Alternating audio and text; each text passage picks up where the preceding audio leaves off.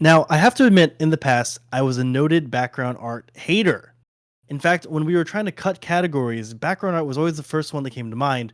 Discover my surprise when like every host came back at me with the fact that it consistently got some of the highest nomination vote numbers.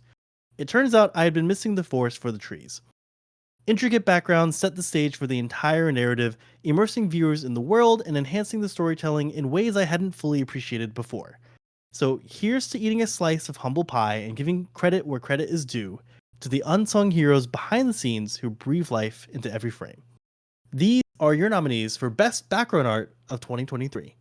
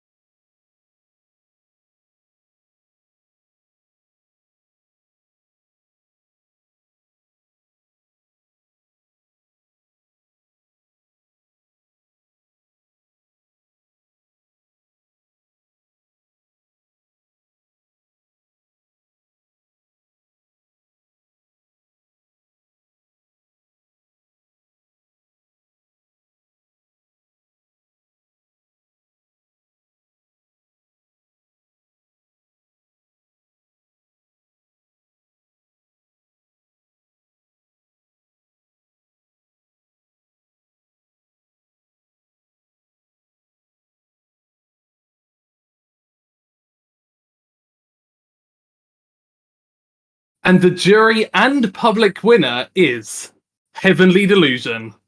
Otherwise known as Tengoku Damakyo. Why did I even attempt? Yeah. So, before we started recording, you said you had prepared a little something.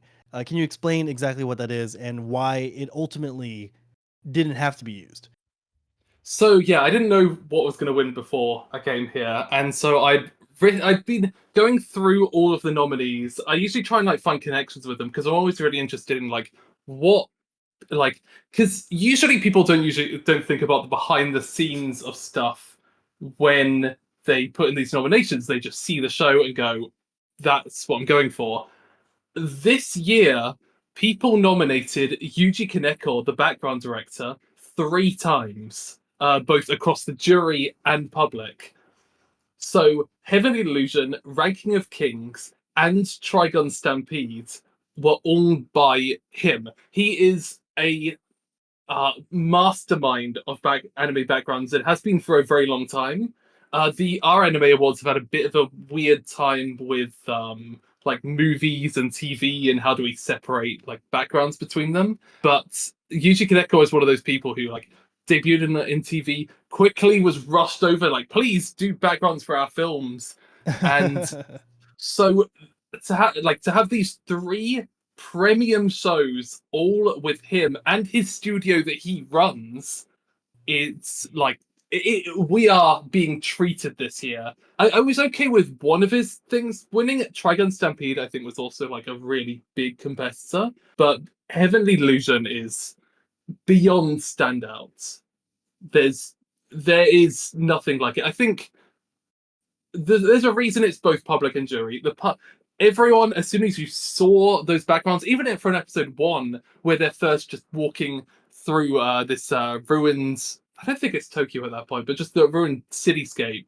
It's this immediate moment of, oh wow, I'm going to vote that for background art of the year. It's so interesting because the three shows you mentioned, Tengoku, Trigun Stampede, and Ranking of Kings, they're so different, right? Like Ranking of Kings has that Yeah, painterly style. Heavenly Delusion obviously has that kind of post-apocalyptic, and then freaking Trigun, it might as well be set on like a different planet.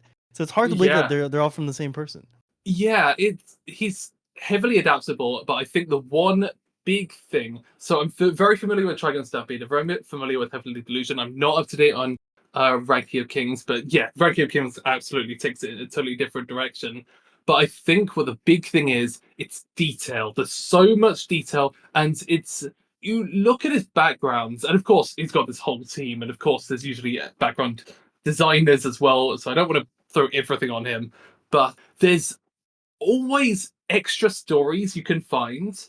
I loved like making a video about Heavenly Delusion just because I got to like go back through this and like see these like bits in the background and small little details that maybe you only saw if you had a big enough TV, but they all kind of like told this extra narrative.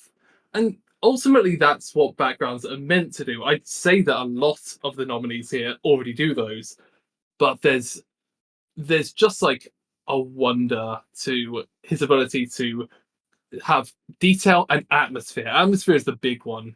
Like Heavenly Delusion with another background artist would have been a different show.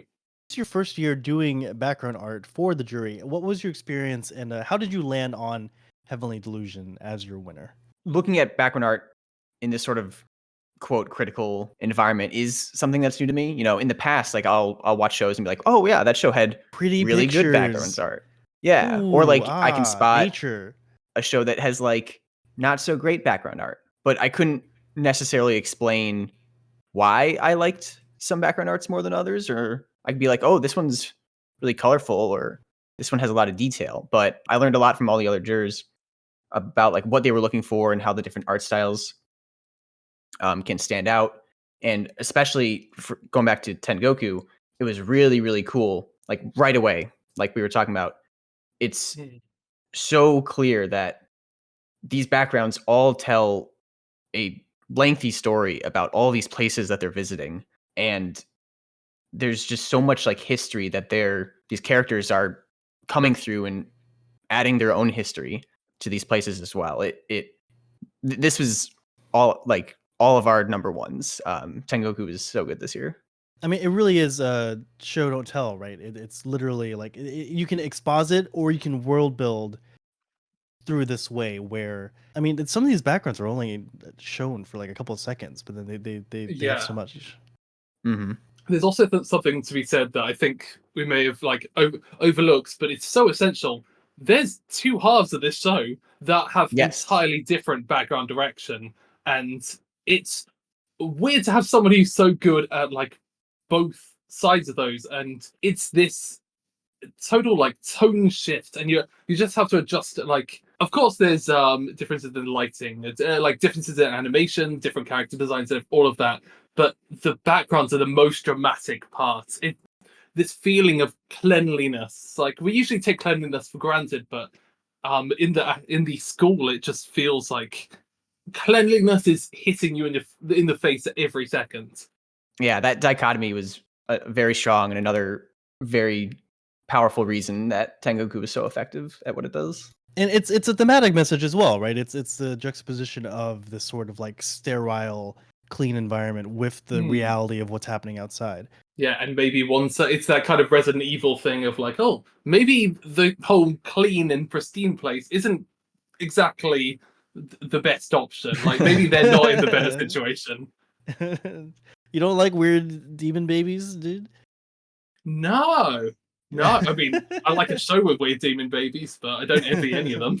What I'd like to bring up is that very often, I'm pretty sure I've asked this exact same question in the past, but it's a very easy question to ask. Very often, what's quote unquote good background art is often what's like very nature aesthetic, right? It's depicting nature in some way.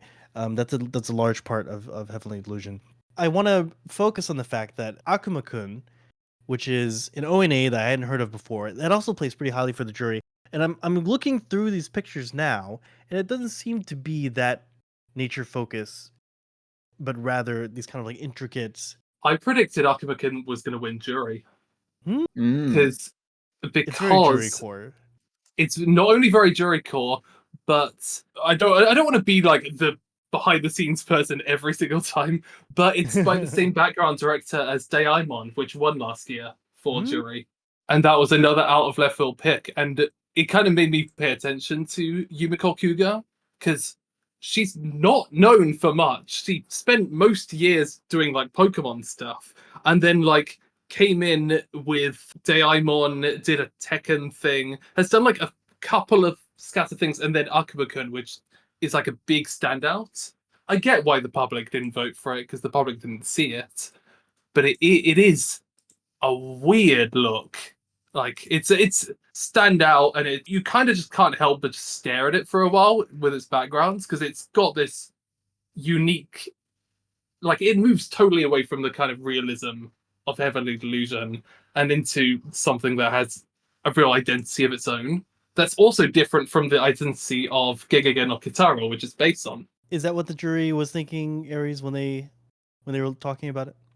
Oh yeah, so Akuma-kun was one of the first things I watched when I joined the jury because it had just came out like that first week of November or something, right? That was like one of the first big things that I jumped in on, and we were all very impressed by like all these really deep blacks, the way that they follow like the corners and the surfaces makes for some really cool like illusion of depth. It's a very unique look, and it stuck with all of us for a long time. It's funny talking about Yuuji Kaneko earlier. We joked often that we were so close to having Yuuji Kaneko all top 3 spots, but we liked Akuma-kun a little bit too much for that to happen. Yeah. No, I totally get it. Like, there is absolutely an argument that Akuma-kun is more ambitious in a way. Heavenly Delusion, you read the manga, and the anime version is a pumped up version of it. It's what you expect, but the best version of what you'd expect. But yeah, Akuma-kun is. I don't think anyone thought, oh yeah, that's exactly what I thought this Kitari spin off would look like. Canipa, I was wondering if you would just indulge me, considering that I no longer have an outlet to consume you. Someone's fault. Could you could you explain exactly like so background art? I know it's usually done by like a separate company, right? I know what is Yes. it like? Studio Pablo is one of the big ones, right? Yeah, they're kind of like one of the big like prestige ones that's kind of known for upholding hand drawn art, like hand painted art. These days, it's so digital art's gotten so good that I don't think you can really tell the difference so much with like whether something is traditionally painted or not. So we have Surunet on there. That's the big exception because backgrounds are for that one.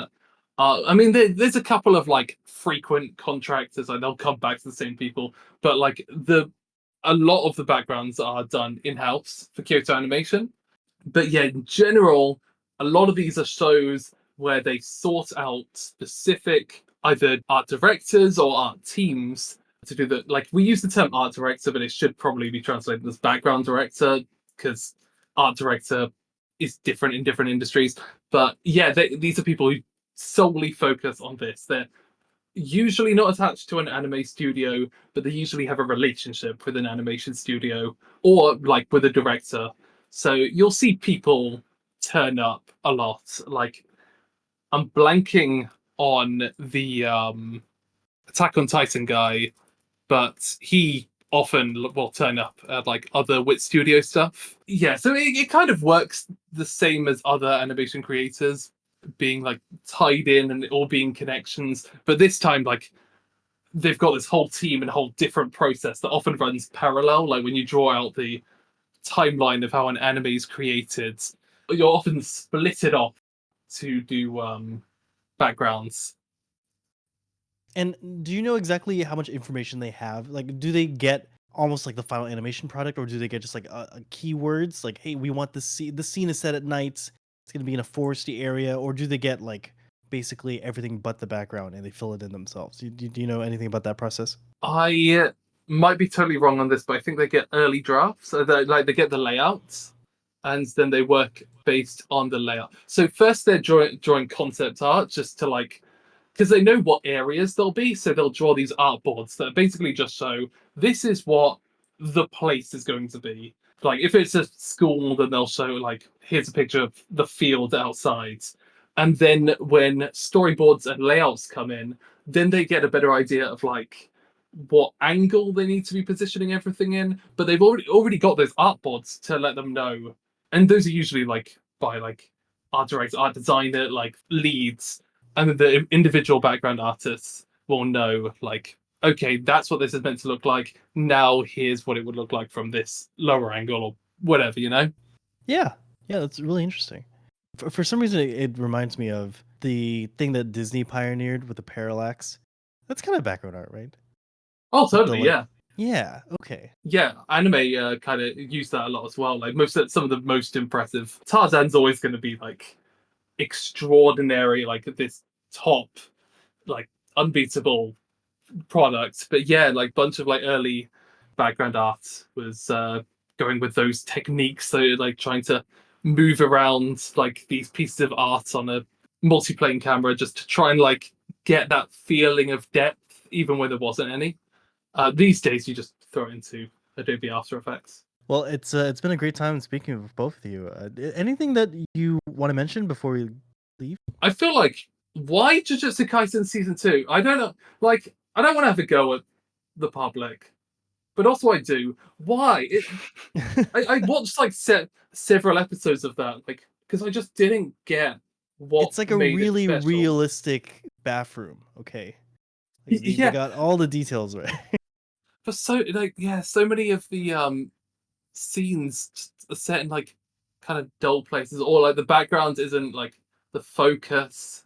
I don't know. There's probably some episode that's coming to mind, but I don't watch Jujutsu Kaisen. I just went through a bunch of episodes to try to find something that made me happy, and I couldn't. Like, and I get why people voted Mushoku Tensei season 2, even though it's like a worse version of season one's backgrounds. I'm just trying to get myself cancelled at this point. I mean, Jujutsu Kaisen isn't part of it the fact that it is set in kind of like modern day Tokyo, so they have a chance to kind of recreate that sort of city nightlife vibe and sort of Yeah, but like the I like think of 50 novelty shows of every year seeing. that don't I do that. mean, There's people who like their entire presence online is comparing photos of real Tokyo to photos of anime Tokyo. Like, I think it's popular. It's gonna win anime of the year anyway. what do you You're what do gonna you cut think, this bit out, aren't Aries? you? What do you think, I'm Um, Aries? so cynical. Not to help dogpile, but most of Shibuya incident takes place in subway tunnels that are not Yeah, right. super interesting to look at. Before this, I was getting together a bunch of like 10, 15 like example pictures for each show just in case I needed them. And I was really looking for JJK. I was like really looking, and I came up short. Just not a favorite of ours. I guess that said, though, there's like 3 or 4 like actually like well done episodes that did have good background art, Okay, so and that's what I was also thinking about. background animation whenever that comes out is super good. But They go to as a a beach whole, one episode. It's like it's Oh, like is it the beach? it's like Is a it that super one beach beach. episode? Yeah, Yeah, I think you it's the like use that as a the preview it's a image. domain Like this. expansion beach. okay, so they go to a beach in hidden inventory. Now we're off topic. They go to a beach in hidden inventory, and they go to a beach as part of a domain. Awful looking beach. It's really bad. Okay, Pock is giving me the question mark, so that means we must go. It's been really great fun talking with you. I don't Yeah, want you it to too. end, but thanks. Yeah, see you again next year.